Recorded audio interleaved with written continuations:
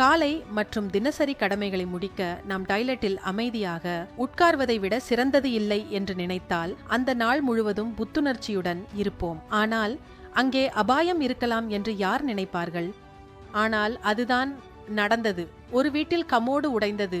Flush பட்டனை அழுத்தியவுடன் toilet ஒரு பெரிய சத்தத்துடன் வெடித்தது. உடனே சுற்றியுள்ள இடமும் சூடாகிவிட்டது. இந்த சம்பவத்தில் ஒரு இளைஞருக்கு கால் காயம் ஏற்பட்டது. இப்போது நோய்டா வீட்டில் இது எப்படி நடந்தது என்று பார்க்கலாம்.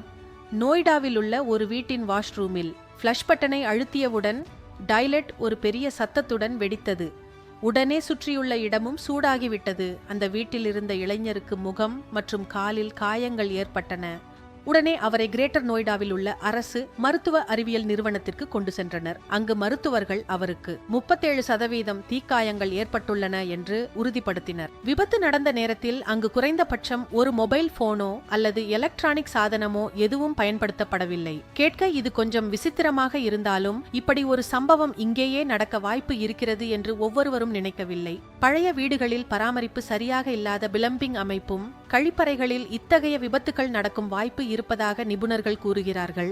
ஏதாவது மின்சாரம் தொடர்பான குறுக்கு வழி ஷார்ட் சர்க்கியூட் பிரச்சனையால் இந்த விபத்து நடந்ததா என்றால் அப்படி எதுவும் இல்லை. அந்த வீட்டில் ஏசி மற்றும் பிற மின்சாதனங்கள் அனைத்தும் சரியாக வேலை செய்து கொண்டிருந்தன. அதாவது கழிப்பறை கமோடு பவுல்களில் சேமிக்கப்பட்டிருந்த மீத்தேன் வாயுவே இந்த வெடிப்புக்கு காரணம் என்று தெரிகிறது. மேலும் கழிப்பறை குழாய்களில் தடை ஏற்பட்டதால் மீத்தேன் வாயு அங்கு உருவாகி இருந்திருக்கலாம் என்று குடும்பத்தினர் கருதுகிறார்கள். ஒரு சிறிய ஸ்பார்க் அந்த வாயுவை வெடிக்க வைத்ததாக அவர்கள் கூறுகிறார்கள்.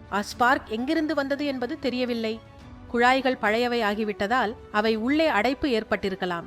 அதனால் அவற்றை சுத்தம் செய்யவில்லை என்று ஹரிந்தர் பாட்டி என்ற மற்றொரு உள்ளூர் நபர் தெரிவித்தார்.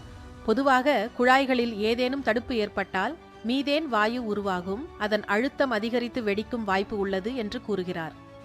கழிவுநீர் குழாய்களில் மீதேன் வாயு அதிகரிப்பதாகவும் போதுமான காற்றோட்டம் இல்லாத போது அல்லது குழாய் அடைப்பு ஏற்பட்டால் இப்படிப்பட்ட சம்பவங்கள் நடக்க வாய்ப்பு இருப்பதாகவும் அவர் கூறுகிறார்.